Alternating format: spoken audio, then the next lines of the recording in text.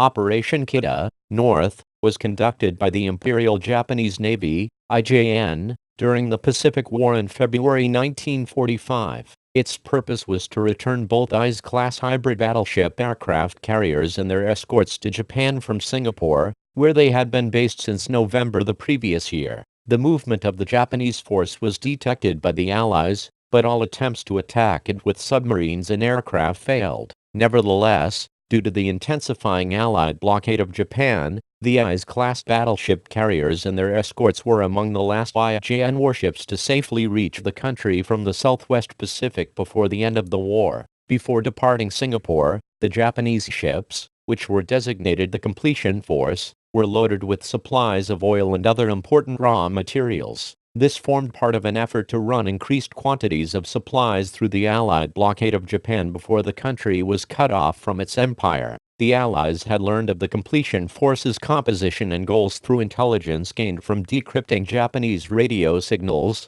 and plans were developed for coordinated attacks on it by submarines and United States Army Air Forces, USAF, aircraft. As part of these preparations, 26 submarines were eventually positioned along the ship's expected route. The completion force sailed on February 10, 1945 and was sighted leaving port by a Royal Navy submarine. However, attempts by it and several United States Navy, U.S. Navy, submarines to attack between 11 and February 14 were unsuccessful. More than 88 USAF aircraft attempted to bomb the completion force on 13 and February 14, but were unable to do so due to bad weather. A further submarine attack on February 16 did not damage any of the Japanese ships. As a result, the completion force reached its destination of Korea in Japan on February 20 without having suffered any casualties. Despite this success, the Japanese government was forced to discontinue its efforts to ship oil from Southeast Asia to Japan in March due to the heavy losses Allied submarines were inflicting on oil tankers,